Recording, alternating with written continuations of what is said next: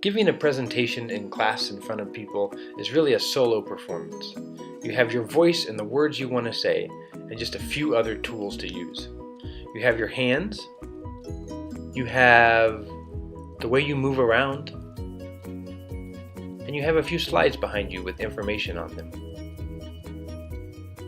But really, it's just you, the slides you have, and your voice to get across your message to the people that you want to tell it to. When you switch your presentation to video, however, possibilities open wide up. Now you're only limited to whatever you can get to show up on your screen or on your camera. This video comes from an online show called Pretty Good. This is one of my favorite places to see online video, and I think it really has some good ideas of creative things you can do with video presentation. Here, for example, is a really creative way you can introduce your topic. Hello. I bought you a present. Go on, open it. Why won't you open it? Oh, right, here. I'm so sorry. I'll do it. Look, it's a board game. The 1904 St. Louis Marathon. It was very expensive. I bought it at this store. Oh, goodness, that's rude of me. I'm sorry. Would you like to play? Yeah, let's play.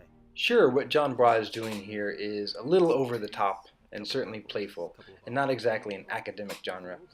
But I think it really does a good job of showing how creative you can be with video, and especially that we're not dealing with anything like we were before when we saw that student presentation. Good ideas expansion deck. Let's see. Safety, sportsmanship, proper hydration, sobriety. We're not going to need any of these. Switching to video presentation really lets you change the way completely that you want to tell your story. It changes the way you can show data on the screen.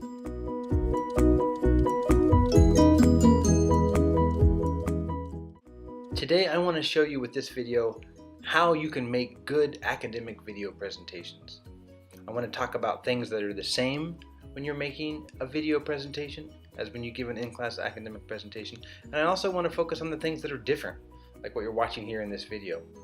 I want to show you all the ways that you can be creative in making online video by giving examples like what you're looking at right now, and also from seeing what I've done to make this video.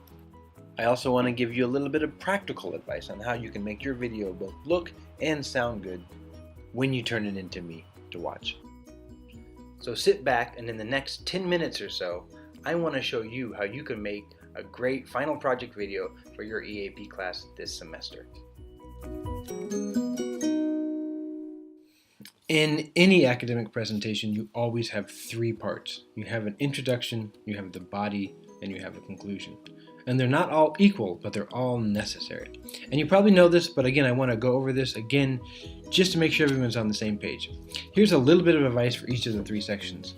One, there's introduction. Introduction really has two main jobs. One, you want to get people interested. You want to make people want to watch what you're going to give them. Don't start by telling us your topic. Use something like this image as a way to grab people. Then tell us your topic.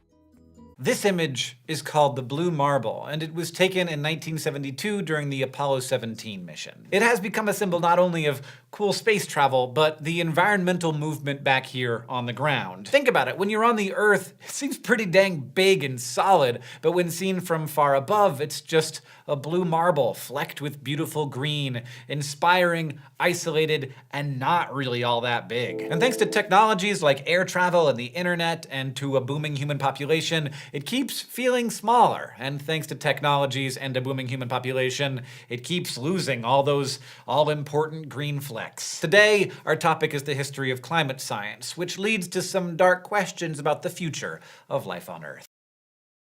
Let's rewind a second. We started with this picture here, and then we switched from space to Earth, and then on Earth we talked about the environment, and then we used that to finally get into what our topic is today, the history of climate science. In the rest of the presentation, so it both introduces your topic, it'll be a research question, and then kind of previews the things that you're going to talk about in that. That's the introduction. Then there's the body. This is most of your presentation. This is where you share the research that you have. This is where you show clips from your interview, probably. You might be able to work that into the beginning and the end, but in general, that'll probably go in the body. This is the meat of your presentation. This is where you try to answer the research question the best that you can. Finally, you have a conclusion you need to end. You kind of want to wrap up what you've covered. You want to let us know that you're done.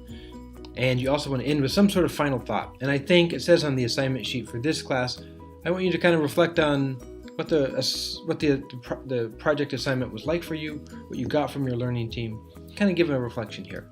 But you need to wrap things up and let us know that you're done. So again, those are the 3 parts, even though this is a video and there's lots of ways you can do this. If you're doing a documentary, if you're doing a voice-fed presentation, no matter how you're doing it, you need to have clearly something that introduces what you're going to talk about, the body where you give most information, and a conclusion that lets us know that you're done and wraps everything up that you've done so far. The other really important way that your video presentation is similar to an academic presentation is that you need to cite your sources. You need to say where information comes from so the audience knows where you're getting your research from. Again, because this is spoken English, you can be really informal with this. You don't need to treat this like a paper. What you do need to do is make sure you clearly give us the name of the source, probably the author or the speaker's name, and maybe more importantly, why this person is an authority, why this person is a good source. So that includes information like that they're a professor, or you can explain the research that they did, you can give the title of a book, you can give the name of an academic journal that lets us know that this is peer-reviewed material, but you need to give some indication why we should trust this source, not just a name. Okay, I'm going to read this off the screen. I want to make sure I get it exactly right. Again, this comes from Pretty Good. It's a pretty crazy example, but I think he does a good job of showing authority. James Edward Sullivan was an Olympic official. He was later named the Secretary of the U.S. Olympic Committee, and today he's in the National Track and Field Hall of Fame. That's James Sullivan. I'm going to read you a slight paraphrase from a book titled The 1904 Anthropology Days and Olympic Games. To test his more radical ideas, Sullivan and several personal trainers chose the marathon. So Sullivan is the subject of who he's talking about here, but what I want you to focus on here is at the top we have the name of the book, who the editor is. We have him reading from the book. I don't know if that's exactly a great thing to do in your presentation, but you can clearly tell where this information comes from, and you can clearly tell that these aren't his words, these are words from the book. He denied marathon runners water and subjected them to life-threatening conditions because he wanted to see what would happen. Here Broad does another really important thing. He explains the source. He gives his analysis and interpretation of the information he just gave you from outside. Another key thing to do. So like a presentation in class, you need to have clear organization between the different parts of your presentation. And you also need to really focus on citing the sources that you use. I want to use the rest of this time to talk about how video presentations are different than what you're doing in an in-class presentation. This is a quote from a sociology professor who did a study where he looked at the perceptions and the attitudes of students after he implemented more multimedia stuff like videos in his class. I think Kober's point is really important. You're not just doing something to give information in a different way. You're engaging in a social process with the people that are going to watch your video. I think we tend to think that because technology can put some distance, some physical distance between the message that you're giving and the person that's watching, that it might be that you're farther apart. But I think it's actually the opposite. Watching a video in many ways is much more intimate than watching someone give a presentation. Because of this, you should work to make your videos feel more personal. And that's exactly what the University of Columbia says on this webpage on how to make online videos. It gives you here some tips you can use to make your videos feel more personal, but that can help you engage in a good relationship with your viewer. Another big difference is the way you're able to display data. We saw some data visualization earlier from Pretty Good. Here's how text can work to help make your message stronger too. This is from another Pretty Good, this time about a Korean baseball player.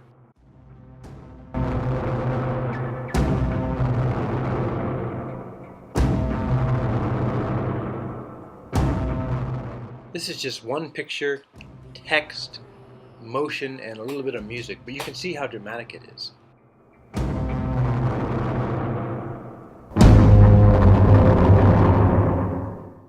Next level.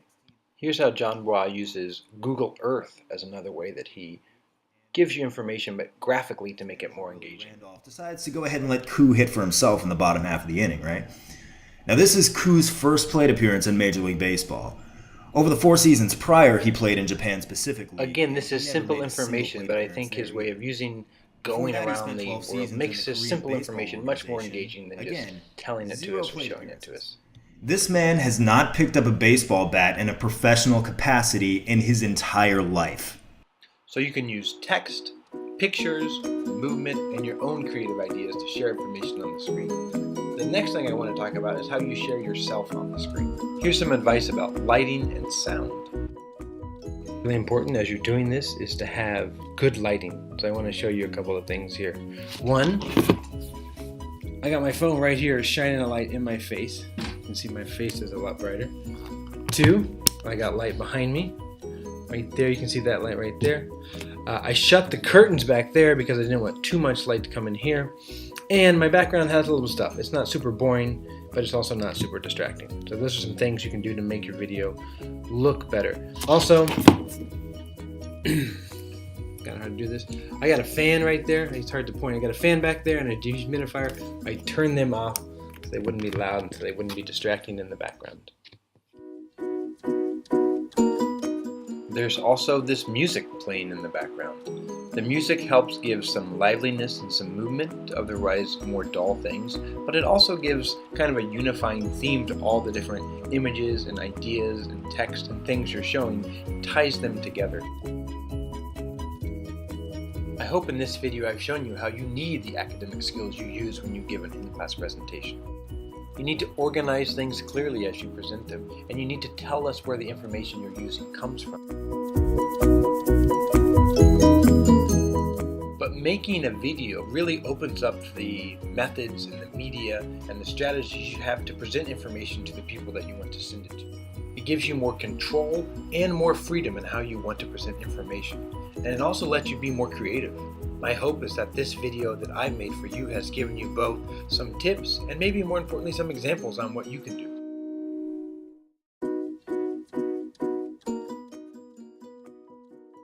It's been a long time since I've made a movie. I've forgotten both how challenging and how rewarding it can be to tell a story visually, but also with your own voice, both literally and in how you make the story. No matter how you make your final project, I want you to know that I'm not just having you do this to do something different. I want to push you to tell the story of the research question you've been exploring all semester. I hope this video helps, and I look forward to seeing what you come up with.